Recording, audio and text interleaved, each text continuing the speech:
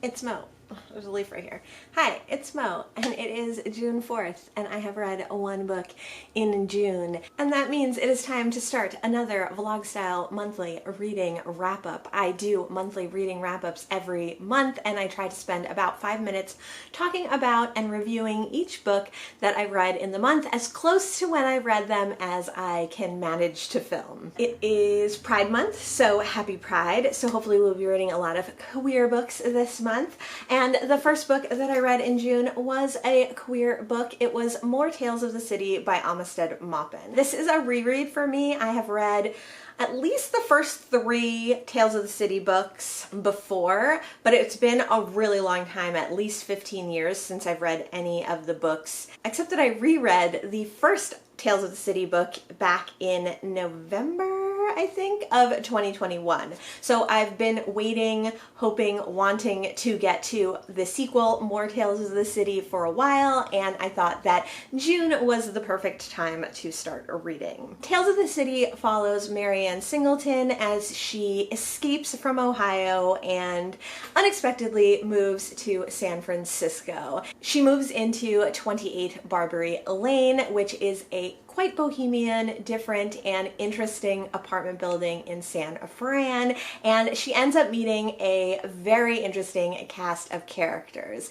There is Mrs. Madrigal, the landlady who leaves joints on your door. There is Brian, the ex-political lawyer who is now a waiter and a oversexed hetero in a super queer city. There is Michael, or Mouse, who has recently gotten out of a semi-long-term relationship and is kind of swearing off love for a little while. There is Mona, who is struggling with her own spirituality and ideals and sexuality, and they all have love affairs, family drama, they all have interesting stories to tell and to relate and to be part of. They're all connected in some way, and in the first book we meet them all, we find this found family and get to know them, and in the second book we continue their adventures. These books are soap operas. They're absolutely the best, most fun, most delicious soap operas, and they're so queer and they're so great. I first found out about Tales of the City when the miniseries, which I don't know if it was from the BBC or what, I used to watch it on PBS when I was a kid, and it was such a great introduction to city life. It was such a great introduction to queer life. It was such a great introduction to all the different kinds of queer there is to be and to see and to know. And then I started reading the books when I was a teenager, and I just loved them and devoured them. But I don't know if I really remember them being as popcorny, as corny, as silly and soapy as they actually are. They're like over-the-top dramatic, over-the-top romantic, over-the-top ridiculous and silly, but at the heart they're also about this found family and how no matter who you are and no matter who you love and no matter what you identify as, you can find people to love and accept you, and you can find people who feel as out of place as you do, and you can make a place for each other. So these are just great books, even though they're quite dramatic and there are shocking moments, and even though there are deaths and betrayals, they are quite wholesome. There is lots of talk about sex, but no sex scenes really, nothing graphic on the page. So they're a good introduction to maybe someone who wants to read about those things without being too explicit. But again, they're also very like out of reality in that they're so campy, they're so soapy, but they're just so much fun. So last month I talked a little bit about CJ Reads and how she does a quick like what this book feels like, and I'm gonna try that out this month. So More Tales of the City feels like sitting on the grass on a sunny day in a city park. More Tales of the City feels like getting a day off from school, being home alone, and watching all your favorite soaps for just hours on end. More Tales of the City feels like eating your favorite crunchy, salty, bad for you snack. If you've never read the Tales of the City books, I highly recommend. And that was the first book that I read in June. It is June 8th, and a few days ago I finished one more book in June. I finished Upright Women Wanted by Sarah Gailey. This is my first Sarah Gailey, and this was also on my 21 books I found out about in 2021 that I want to read in 2022. So I am ticking books off that list, which is great. This is a very short novella about Esther, who lives in a post-apocalyptic future Arizona where people are very strict and everything is regulated by the government, and her father is kind of prominent in the town where she lives. Some of the things that the government does are make sure that no one's breaking any of their rules and laws, make sure that no one is queer or having queer relationships, make sure that they're getting only the approved materials and that non-approved materials are banished or destroyed, and people found with non-approved materials are killed. So Esther, when we first meet her, is watching her girlfriend get hanged for having non-approved materials. And this starts us off on an adventure with Esther following the people who supply the approved materials, the upright women of the librarians. So these are librarians who travel from town to town, bringing approved materials, returning the materials that need to be repaired or replaced, and going from town to town distributing the government's word. Esther struggles with being queer, and she struggles with doing something wrong, knowing that her family and her father is prominent in the government, and that if she is found out to be queer, she will be hanged as well. So she runs off to join up with the librarians. The librarians discover her as a stowaway, and for several reasons they decide to take her on and carry her along on their journey to other towns and eventually to their kind of stronghold meeting place. Now, Esther thinks that the librarians are these upstanding women, these government emissaries who are going to cure her of anything that might be keeping her from being a better citizen. But what she soon finds out is that the librarians are not at all what she expected, and although they are delivering approved materials, there's a lot more going on. So I won't say too much more about this short novella's plot. It's a Western, and definitely Western style. There's a lot of Western style speech in it, lots of horses, lots of dust, lots of shootouts, and lots of wagon riding and breaking down and building up the wagons and breaking down and building up camp every night. And Esther meets a interesting character of librarians and librarian assistants, some of whom are queer, some of whom are straight, some of whom are non-binary. We get a really interesting non-binary character in this, which was interesting to read because I've never read a non-binary character written in this specific way, and it was just really great representation to see, and it was just really fun to read a non-binary character. I would say overall this book was quite enjoyable. I have heard that people critique this book for not having enough character development and enough story development, and I understand what they're saying because it is lacking in some empathy or development that you might want to feel towards Esther and towards some of the other characters, but it's 175 pages, so it's not the easiest to do. And I think that Sarah Gailey was kind of trying to accomplish a lot. She was building this post-apocalyptic futuristic world. She was creating this environment of this kind of Pony Express of librarians. Something that I've said in almost every time that I've talked about this book is that they were letter carriers, and I did think that they were mail carriers, which is kind of almost true. They're not actually letter carriers. They're not carrying mail, but they are carrying materials as the mail does carry. But instead of mail, they're more librarians carrying materials, reading and otherwise. So I see the critiques and I understand what people are saying, but I personally really enjoyed this book. I thought it was really easy to slip into the environment and slip into the language of this book, and I liked that Esther really struggled with knowing what the government wanted and living her whole life trying to adhere to that versus her true nature and her true feelings and her queerness and her longing for community, not just government. This book reminded me a lot of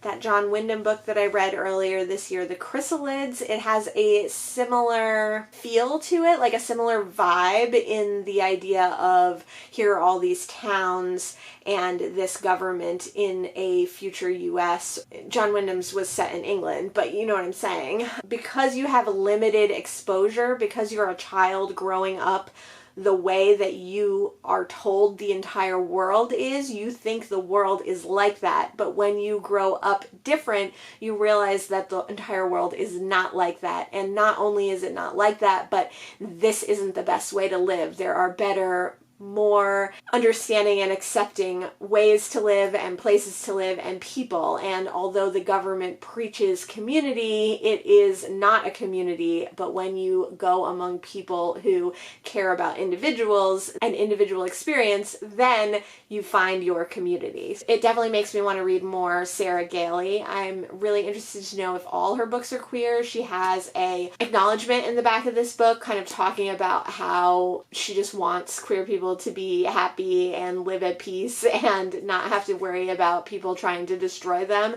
which was really sweet and lovely and made me think, are all her books queer? I didn't know she was a queer writer. I just assumed there'd be some queer characters in this because it's all about women librarians. This felt like coming home caked in sand and how dusty and dirty you might get riding in the desert. This book feels like tasting the coppery, acidic taste of blood in your mouth. And this book feels like a bruise. So that was the second book that I finished in June, and when I read some more, I'll let you know. It is June 12th, and I have finished 3 more books in June. I finished Street Transvestite Action Revolutionaries, Star, Survival, Revolt, and Queer Antagonist Struggle. So this is the Star Manifesto, and I first learned about this from Kevy at Say Kevy. This is a collection of essays, articles, history about STAR, which was an organization formed by 2 prominent transgender people in the Stonewall Uprising, the Stonewall Revolt, and they were 2 of the people at Stonewall, Sylvia Rivera and Marsha P. Johnson, and they are 2 of the most famous trans people who were at Stonewall, although many people were. And this organization was formed kind of in a reaction to other gay rights activism that was coming up at the time in the late 60s, early 70s, specifically in New York, but in other places as well. And Rivera and Johnson created STAR as a activism organization, but also as a outlet for trans, but also queer people to have somewhere to go, specifically street queer people to have somewhere to go. They created a STAR house, and they had plans to do so much more with this organization. Unfortunately, STAR faced a lot of conflict and obstacles that they never really fully recovered from. These are essays and articles from the 70s, 80s, and then later in the early 2000s when STAR was trying to be reformed. This is a pamphlet or 60-page short book and a great introduction to STAR and who Rivera and Johnson were in the queer rights movement, in the LGBTQIA+ movement. And it has a lot to do with the history of Stonewall. I think a lot of people know that Stonewall was a revolt and activism that happened in Manhattan at the Stonewall Bar bar when cops came to raid the bar, because at this time in the late 60s, queer bars existed, but they really weren't sanctioned by the city or by the government. It was still illegal to be gay in many places, and things like dancing in bars or not wearing appropriate clothing, male or female-centric clothing, was still illegal and unaccepted, and you could be thrown in jail. So the cops came to raid the bar and see who they could arrest. Instead of what usually happened, which was the queer people moving on and dispersing and then coming back to the bar later, they stuck around and they ended up rioting and trapping the cops in the Stonewall Bar. There was a lot of chaos that was involved. A lot of people got injured, a lot of people got hurt, but it was a huge moment in LGBTQIA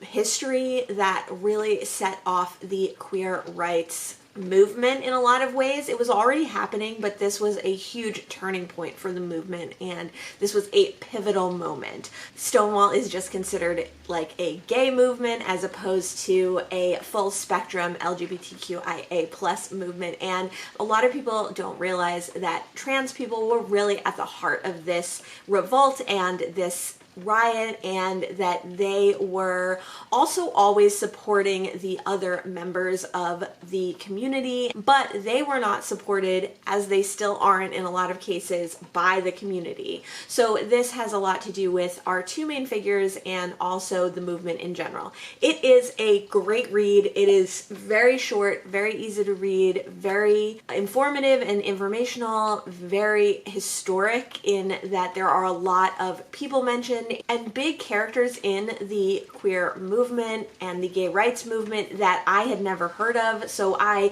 spent half of the time reading these essays and half of the time Googling people that I had never heard of before. And just from reading that, I have so much more that I want to read. So I definitely highly recommend this for trans history and for queer history. Anyone who's interested in those topics should definitely read the Star Manifesto.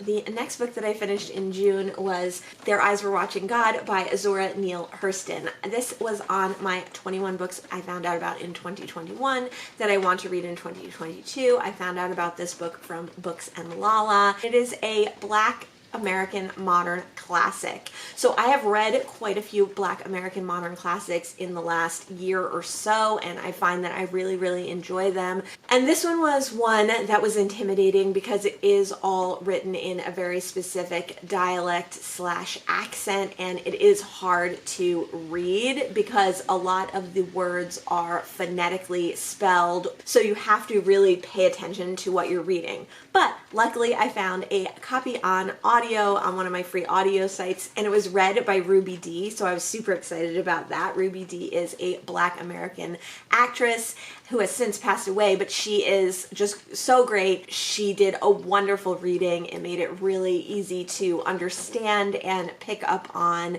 some of the references that I might not have known otherwise, because this book was written in 1937. Their Eyes Were Watching God follows Janie, and when we first meet her, she's returning to a small town and people are surprised that she's back. We then go back in time to her childhood and learn about her entire life from childhood to present day in 1937. Janie was raised by her grandmother, and at a young age she was married off. Her first husband takes her to a town in the South that is all Black people. This takes place soon after Black people were free to do things like own businesses and have communities and have towns on their own terms. So we follow her through her life with her first husband in this Black American town, and then we follow her as she moves on in life, and it's just her story. I like this one so much. It has a very distinctive narrative voice. I think it's very distinctive from many of the other women-authored Black American classics that I've read recently. It's very funny, it's very poignant, it's very sad, and it's all about Janie and how she is given a very specific lot in life and she has to follow what other people want for her. She's not really able to make her own decisions at a lot of times and in a lot of respects, but she always remains true to herself, and she always does find a way to make her decisions for herself. And I thought it was quite a hopeful book. I think a lot of the female authored American classics that I've read recently are quite tragic and quite bleak, and Janie's life is not necessarily not tragic or not bleak, but there's so much hope there and so much power that Janie has and that she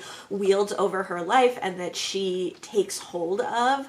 I think in a lot of books, the women dealt with abusive husbands, abusive fathers, abusive men. They dealt with being oppressed. They dealt with a time where Black people were finally feeling a taste of freedom, but women were not free and they were not able to make their own decisions. A lot of the books have to do with women putting up with those situations, whereas I think that Janie really takes her own situation into her own hands, and she comes out better for having her own strong opinions and voice. I felt that this book was funnier than a lot of the other books that I've read in this kind of genre or in this kind of category. Although the inclusion of Black dialect is in other of the books that I've read, none push it so far as this, and none make it so inaccessible, but in the best way, because it really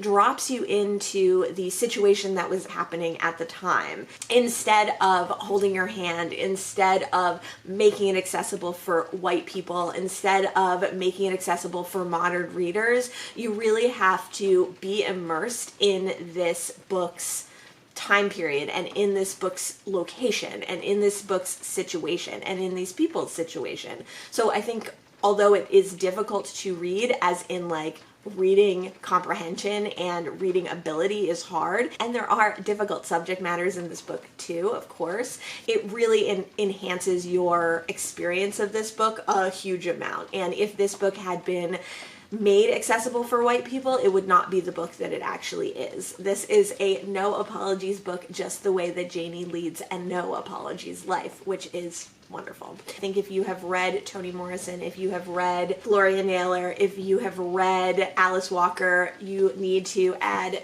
Zora Neale Hurston to your list, and I will definitely be looking out for more of her work, and I will definitely be trying to read as many of her books as I possibly can. The fifth book that I've read in June is Frannie, the Queen of Provincetown by John Preston. This is a reread for me, and this edition by Little Sisters Press has the original short novella, which was also made into a play, and it also has a unpublished second sequel novella that I didn't read the previous time that I read this book. So I don't remember where I heard about this book, but I got it last year and I read it around November, and I loved it. It was such a breath of fresh air as far as queer novels go. It follows Frannie, who calls herself a queen and a drag queen. It follows her life in a oral history kind of way. So you meet Frannie through her own words, and then you also learn about her through her best friend Isadora and through various people who have come in and out of Frannie's life. Frannie and Isadora did drag shows, but eventually Frannie tires of that lifestyle and she ends up moving to Provincetown, Massachusetts, which is near Cape Cod and is a well-known gay community, and there she really comes into her full own. She's always tried to hold up and celebrate the queer communities, but once she reaches Provincetown, she really works hard to gather all the young gay men and other queer community that could go unnoticed or could get lost or could go the wrong way or could get into drugs, foster them and make sure that they know that they are loved and accepted and special, if in no other place than at Frannie's house. It also follows Frannie's sadness at losing some people in her life, at how, although she tried her whole life to help queer people, to help gay boys, that sometimes she does lose those people.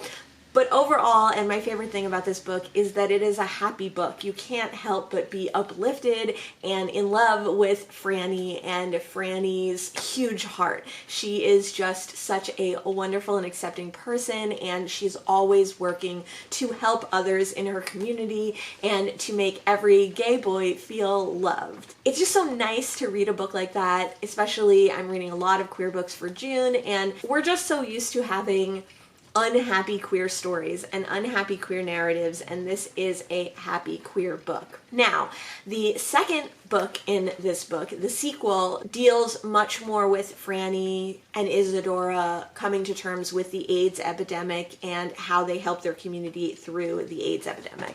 Am I blurry? Have I been blurry this whole time? No. No, I've been blurry this whole time. Oh my god, I'm so mad. That part is definitely much more fragmented. John Preston unfortunately died before he was able to complete that book, and it's really only in small fragments. I think it's only like 40 pages long, but there's a lot more sadness in it, and obviously there's a lot more death and there's a lot more illness, so it's not as uplifting, but ultimately the story is still uplifting and Frannie is still uplifting. She is such a pure, good character, and I just love her so much.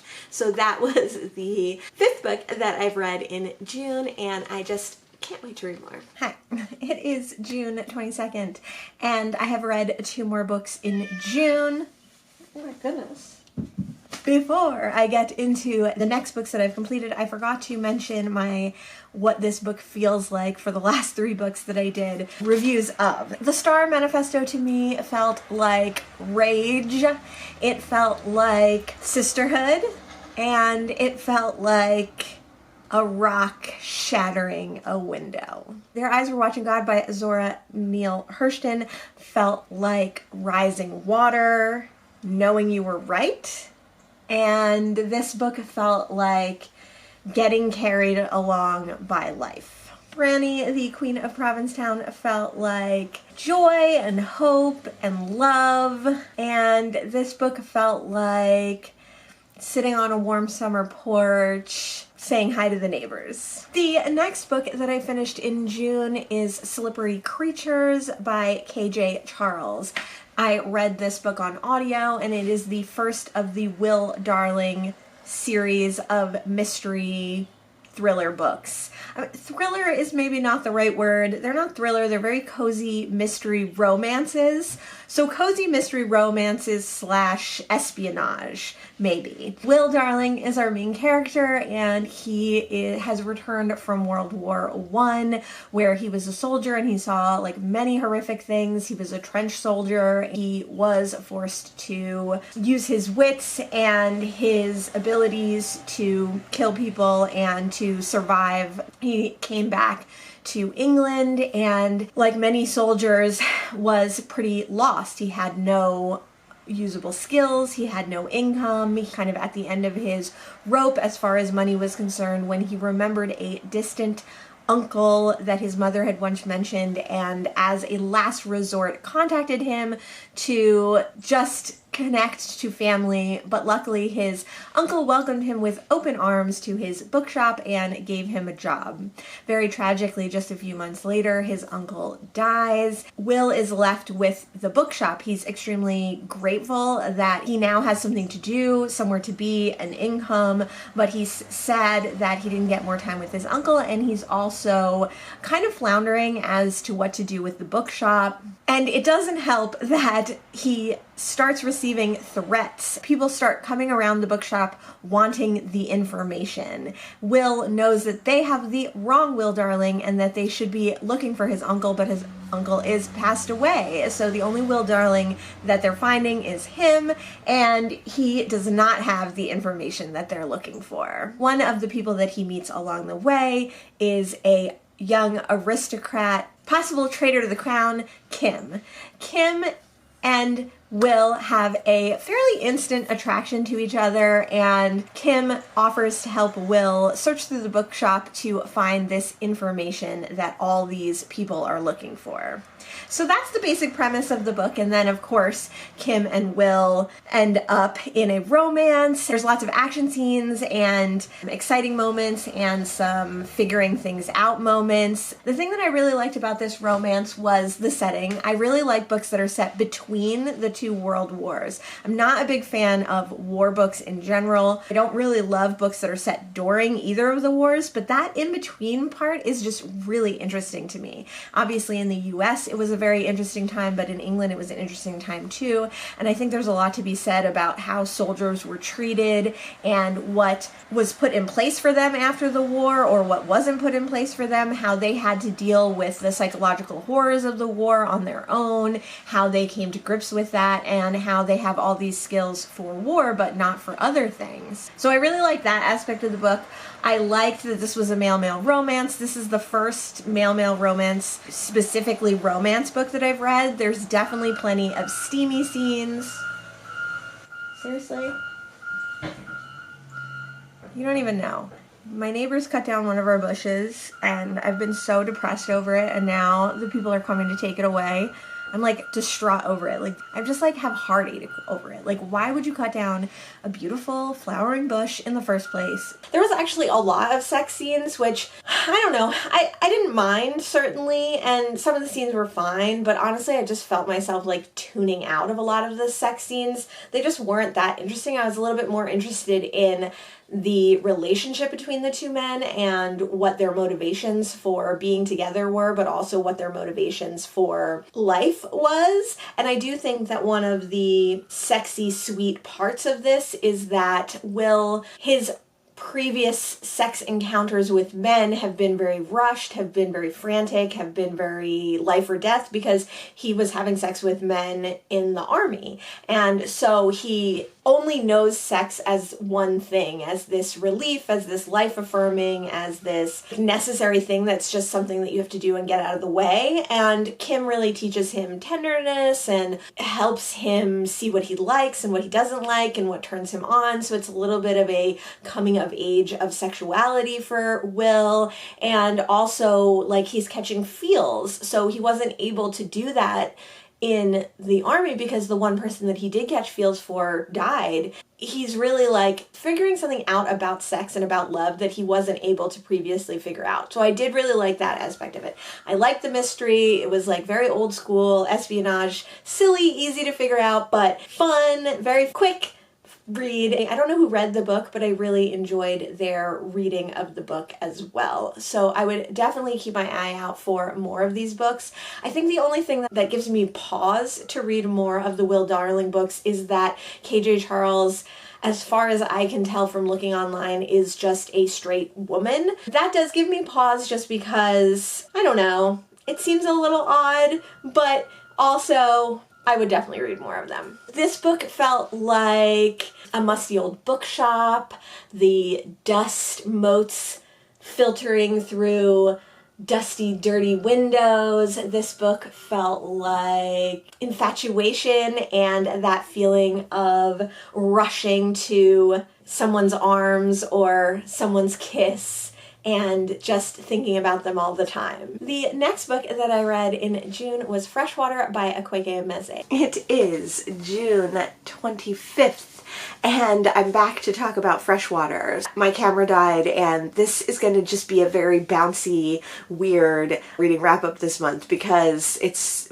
a lot has happened, and there's a lot going on. Freshwater by Akwaeke Emezi is about Ada and takes place before Ada is even born, and how she is born with spirits in her body, how these spirits kind of rule her life from infancy to adulthood. It's who the spirits are, what they do for Ada, how they manipulate her, how they protect her, and how it's like for Ada to live with gods and spirits in her body.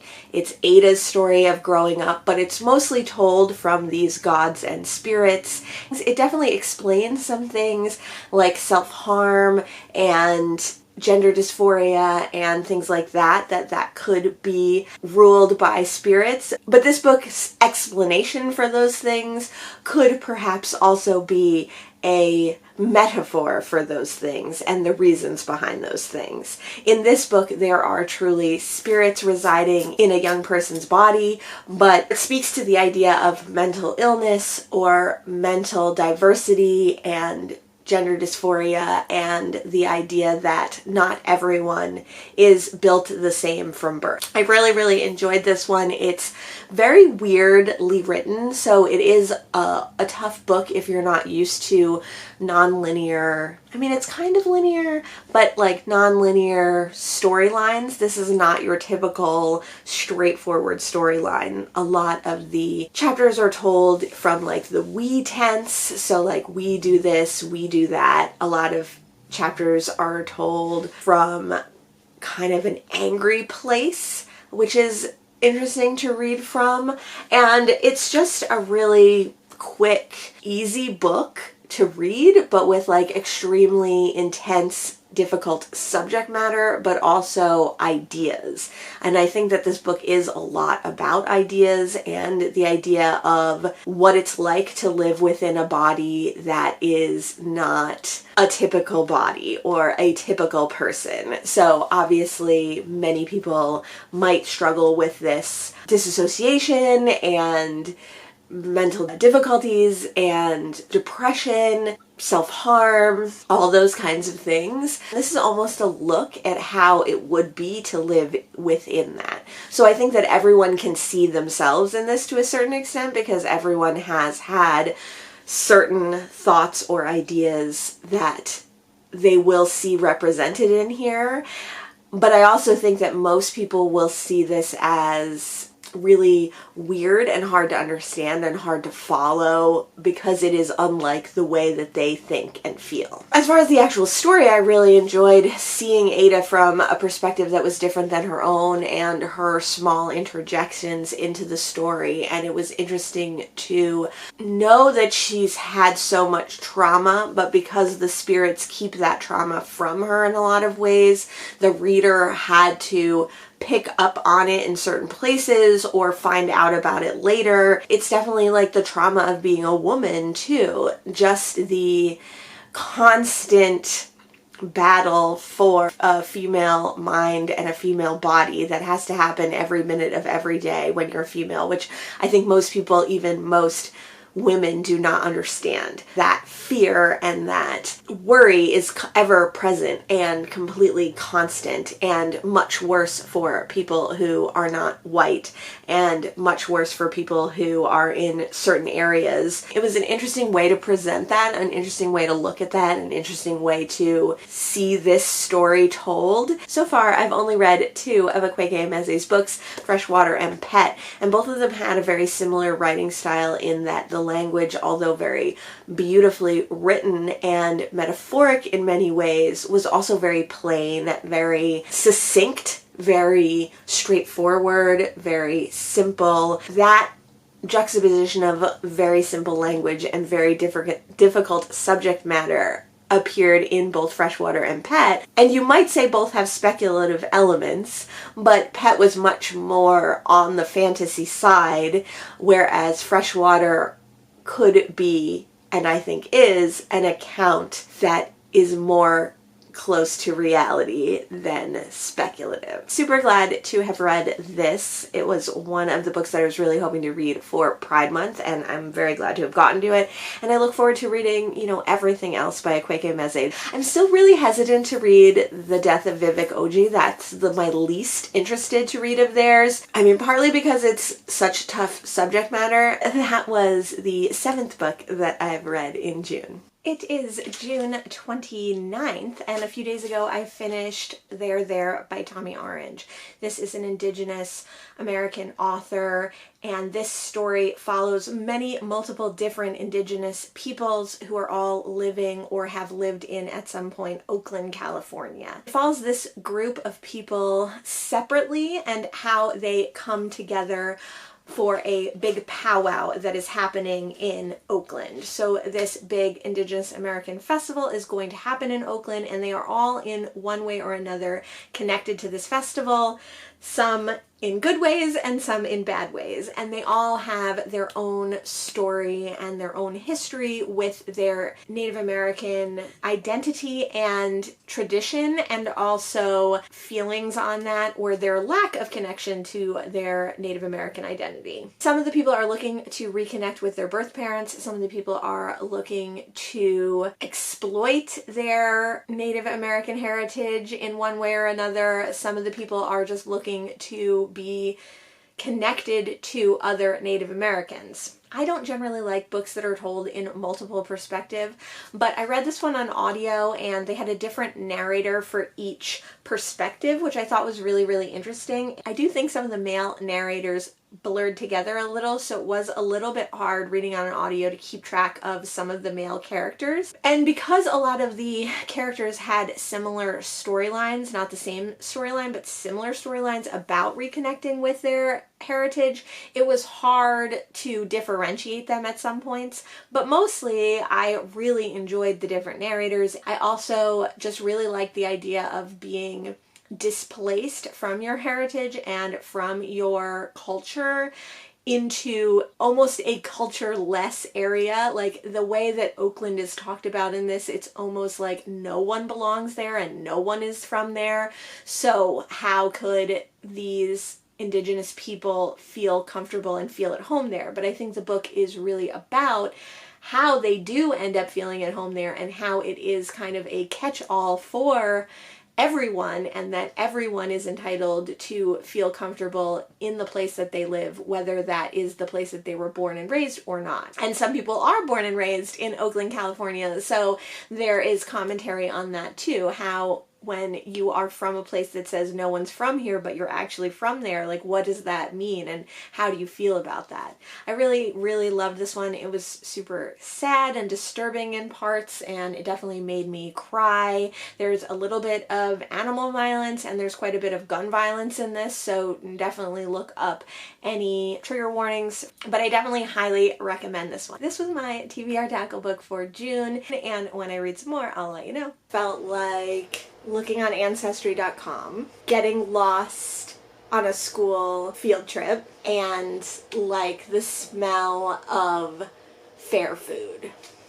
It is July, and I finished one more book in June. I finished Further Tales of the City by Armistead Maupin. This is the third in the Tales of the City book, and I bookended the month by reading the second and the third in this series. I've already lent out the first and second to be reread by my friend, so I don't have it to hold up here. Further Tales of the City follows Marianne Singleton, Michael Mouse, Mrs. Madrigal, Mona, and all their adventures in San Francisco. This found family get into a lot of weird circumstances, troubles. They get into some tough scrapes, and in this particular one, they are battling a possible cult leader. This was super fun, just like all the other books. Absolutely a romp. A fun time, very soapy, very campy, very gay, very fun, and definitely dealing with the time period, the late 70s and early 80s when this book was written. I had forgotten that Armistead Maupin did these originally in newspapers as a newspaper serial in San Francisco, and my friend Michael, who I lent the other books to, reminded me of that. And it makes sense because these books have like extremely short 3-page, 4-page chapters following different members, so sometimes you are following one chapter with a totally different storyline, and sometimes you are following it with the same storyline, but all the storylines are connected in some way. And although they are really long, like 350 pages, they fly by because of those short, quick bursts of information. I thought I hadn't read this third one. I thought I'd only read the first two, but then once I got into the middle of this one, I really started to remember having read it before. I also have, I think, the next 4 books. I think there are 9 altogether in the series, but I don't think I have the last 2. So I definitely plan on continuing my reread, seeing if I've read the 4th in the series. Further Tales of the City felt like wet concrete. Not quite knowing who someone is, but sort of remembering them. And gay joy. So this was the last book that I read in June. It was the 9th book, and that makes June the month where I read the least books so far this year. I also did want to mention Here Comes the Sun by Nicole Dennis Benn. I DNF'd this book about 150 pages in, so a little under halfway through. Now, I don't usually talk about books that I DNF, especially if they're soft DNFs, because I do plan on coming back to this one, but I did read like a full book's worth of this book, and so even though I only read 9 books, I did also read this. I did also read about 80% of the audiobook that I'm reading too, so I don't feel bad that I only read 9 books. I feel fine that I read 9 books, and really I read more than 9 books, but you know what I mean. So I had a really great reading month. I reread some favorites and some queer classics, including Frannie, the Queen of Provincetown, which is fast becoming one of my favorite happy books. I also was able to read an Akwaeke Emezi book. I was able to read a Western for June on the Range.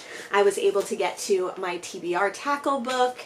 I was able to get to 2 books from my 21 books I found out about in 2021 and I want to read in 2022 list. Overall, a really great reading month. I think any reading months where I read all of one, not necessarily genre, but type of book are, I find, a little bit stressful. So February I read almost all Black authors for Black History Month, and in June I read almost all queer books for Pride Month. And although I had great reading months both those times, only being able to choose out of that category was a little bit hard as a mood reader. So I do feel going into July I'm a little bit slumpy, and it's been a little bit hard for me to get started on my July reading. I will be doing a full Q2 readathon wrap up soon. Again, I read an Indigenous American author, I read Black authors, I read classic queer, I read new queer, and it was a super fun reading month. Let me know if you've read any of the books that you saw here. Especially, I would love to talk about They're There. I would love to talk about Their Eyes Were Watching God. Let me know 1 or more queer books that you read for Pride Month. I will see you in the next one. Thanks so much. Bye.